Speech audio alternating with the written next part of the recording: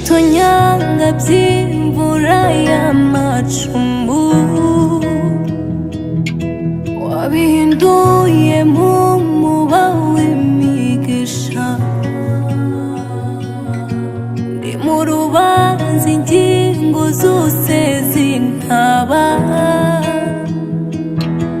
warambura niyemana utabaro wavaga, wampagaritse bwoma mu mvururu. Bera umugisha n'abamururiye, ni cya cyobo bancukuriraga ugihindura miriba ridudubiza amashimwe. Na cya cyobo bancukuriraga ugihindura miriba ridudubiza amashimwe. Jehova wendaje, iwawe niho nuriza, kwigenga biranze, genga ibyanjye nanjye, ngeze iwawe ndaruhutse. Adonaye,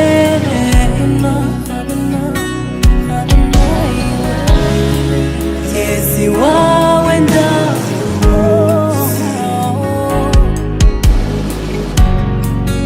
Adonaye,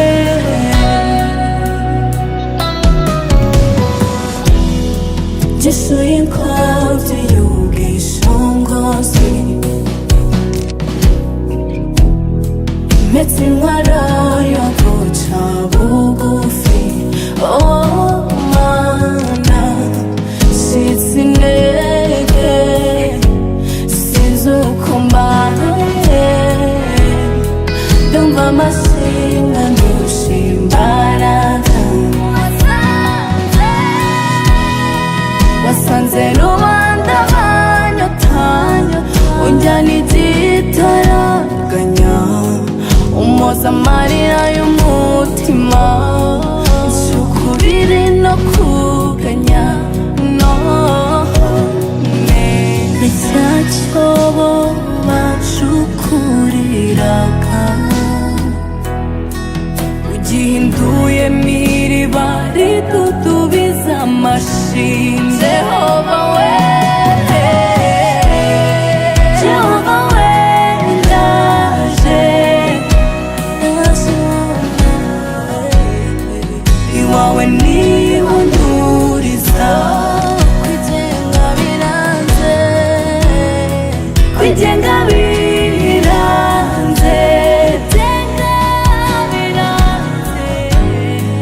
genga ibyanjye nanjye, ngeze iwawe ndaruhutse, ngeze iwawe ndaruhutse.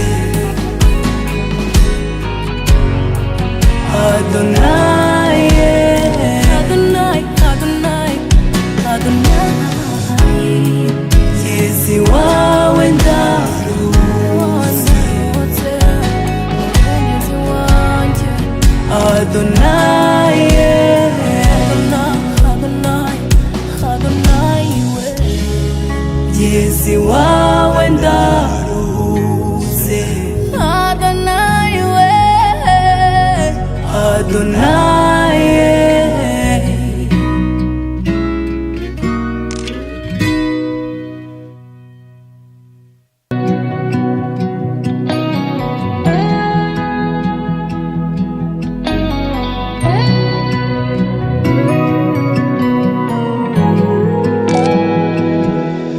ibitonyanga by'imvura y'amacumbu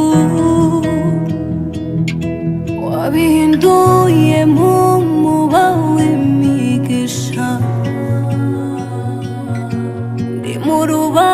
ingingo zose zintaba warambura niyemana utabaro wavaga wampagaritse bwoma mu mvururu bera umugisha n'abamururiye ni cya cyobo bancukuriraga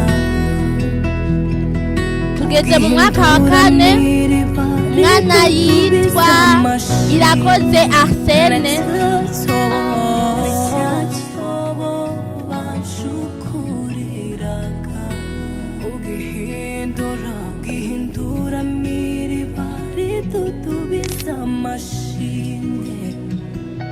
Tuyishime Venanti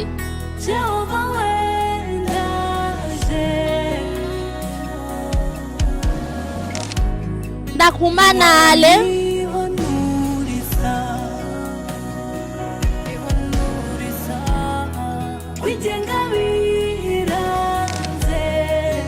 Umuhoza Adelphine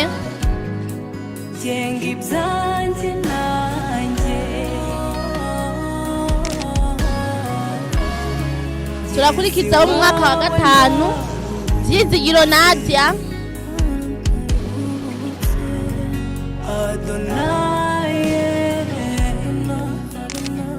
Ana Obed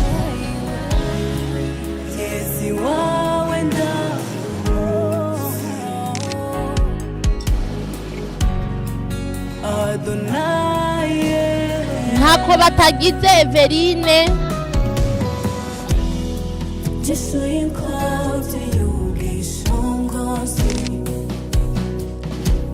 ngenda kumana wiri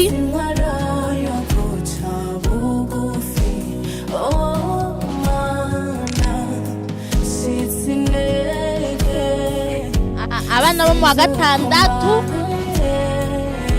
itera iteka Ani Marie Berlin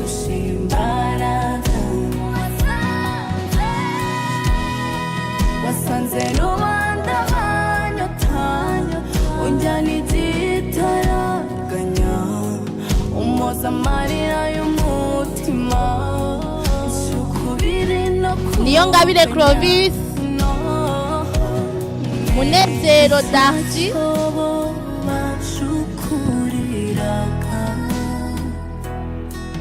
ugihinduye miriba ritutubiza amashini Jehova we Jehova we ndaje iwawe niho nduriza kwigenga biranze kwigenga biranze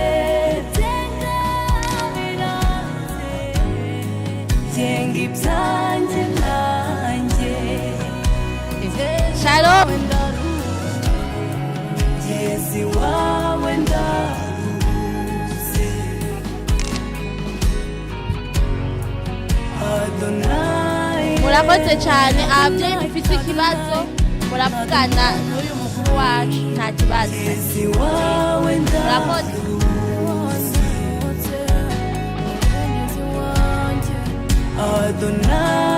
Ngaba murashaka gushima ngo tubakaja mu mugaga mumeze ngo ngahari murakoze kuba mumayemwe n'ibintu murakoze nawe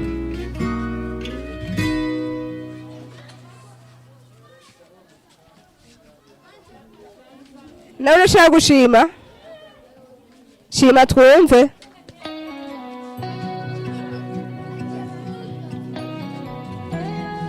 yagiye wacera n'umwana tumureke reka tubatunda kuza ndashimiye kubera mwamfashije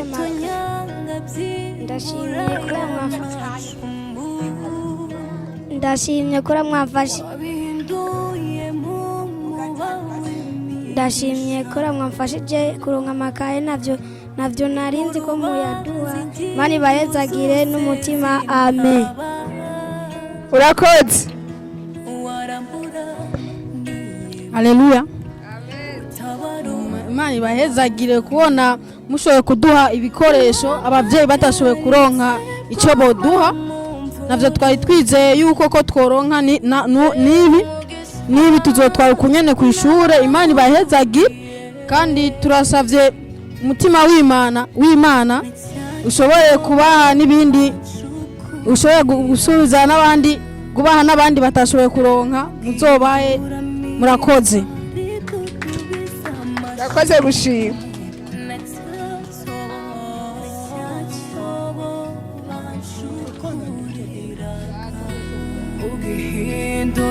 Gihindura miriba ritutubiza amashyi umutima w'Imana yenda matuzanire ibikoresho Jehova we Imana ongera kwezeza iwawe niho nuriza kwigenga bira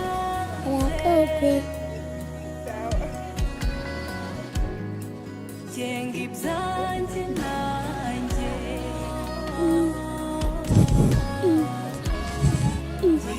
Hashima umutima w'Imana.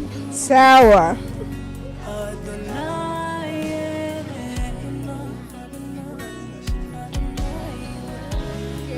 Kezi wawe Ndashimira umutima w'Imana kuba waradufashije ibikoresho by'ishuri. Ababyeyi ntibari kubishobora murakoze.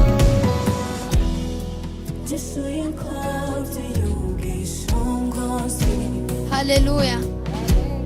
Haleluya kandi turashimiye kandi umutima w'Imana ku cyumviro yagize kugira ngo baze kudufasha. Ni benshi bari babishaka yuko baraduhitamwo twebwe baranda kudufasha. Imana ishobora kuguma ibasanurira aho bakuye ibindi, ibyo basubirizeyo ibindi kandi mwarahezagiye.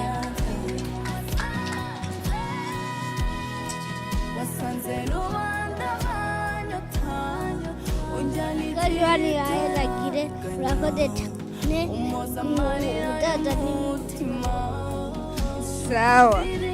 w'Imana.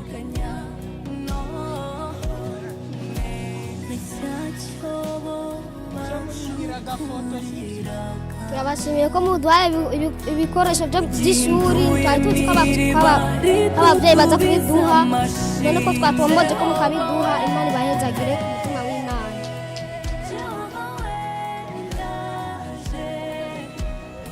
Turakazimira ko umutima w'Imana mwaduhezagiye kuduha ibikoresho by'ishuri. Imana nzokwama ibahezagira amen.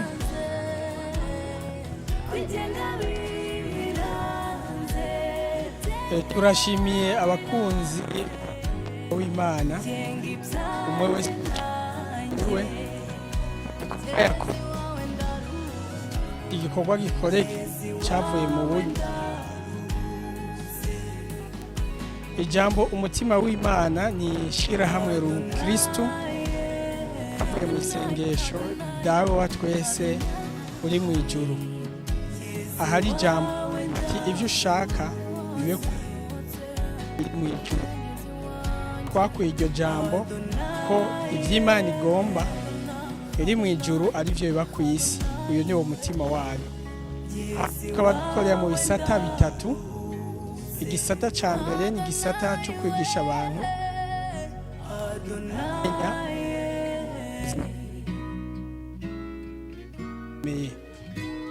igisata cya kabiri dukoreramo cyane igisata cy'ingo n'imiryango, aho twigisha abantu inyigisho zibafasha kubaka ingo no guhitamo uwo Imana yakuye udaciye ku ruhande.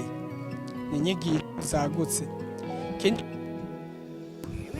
Rero mw'ishirahamwe ryacu umutima w'Imana ni igisata twitiriye Dorcas, gisigura ibikorwa by'urukundo bishobora kuzura ubuzima bw'umuntu. Abasoma Bibiliya ndazi yuko botahura Dorukasi n'ibikorwa yakoze mu bya ntumwa. Ibyo bisata bitatu byose tuvuga yuko uyu munsi biri ku kibi. Uyu munsi igikorwa twakoze cyo guha cyo bw'ishuri abana bava mu miryango ifise amikoro make, ni igikorwa twakoreye muri icyo gisata cya Dorukasi, kuko dukora ibikorwa by'urukundo abantu bakeneye ubufasha, baba abagwayi, imbohe cyangwa abana bava mu miryango ifise amikoro make, mu kubafasha gutora akazoza kabo. Iyo tubikoze mu buryo bw'umubiri kiba dufise insiguro mu buryo bw'ibuzima. Turizera yuko umwana wese yaronse ikaye, yaronse ikaramu, burya twamwatuye ko amashuri yiwe yose akabuze igikoresho cyo kwiga. Rero umuntu wese yashoboye kuronka iki gikoresho, naho ejo nubwo dusenga Imana idushoboze kwama tubari hafi, mugabo tumwatuye ko yuko aho azoba atabona inzira, Imana izomucira inzira. Umwana bimatanya natwe, ni ukuvuga yuko impwemu y'ukwiga no kuminuza ifatanye nawe. Twe iyo niyo ntumbero y'iki gikorwa ni Departement Dorukasi. Rero nitworangiza tudashimiye abantu bose bitanze mu buryo butandukanye, haba bari mu gihugu cyangwa bari mu gihugu, hamwe na komite yabiteguye kugira ngo iki gikorwa kigende neza. Dufite indi migambi myinshi, kandi umuntu wese yumva kwifatanya na kimwe muri ibi bisata dufise ahawe ikaze gukorera mu mutima w'Imana. Nicira hamwe ridahagaze ku idini, mugari ihagaze ku buzima bwa Kristo. Abari mu madini yose atandukanye bashoboye kwifatanya natwe bagakora igikorwa c'Imana. Mwahezagiwe.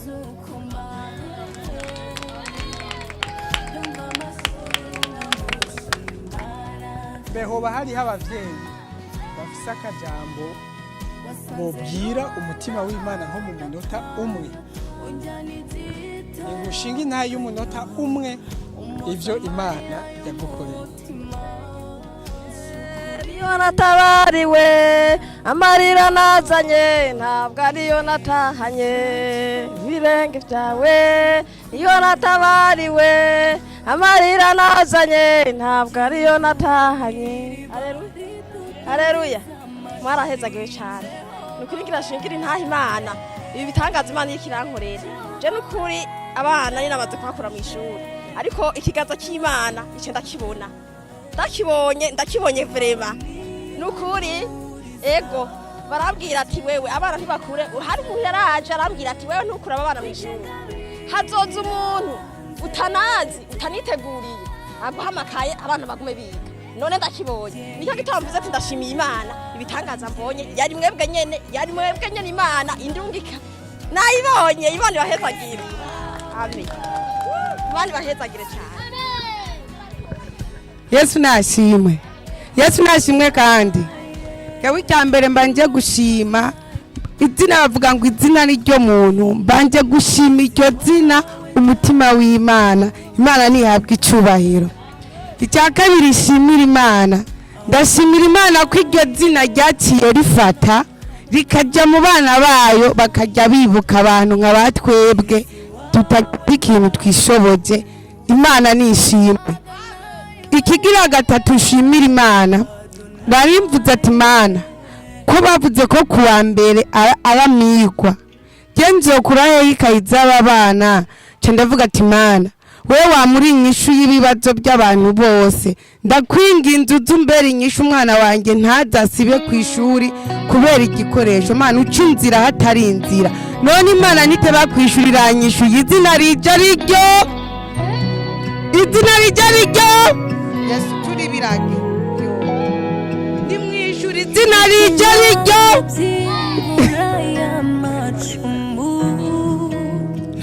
Eko murakoze cyane kuri ahe natwe biduteye intege duti umutima w'Imana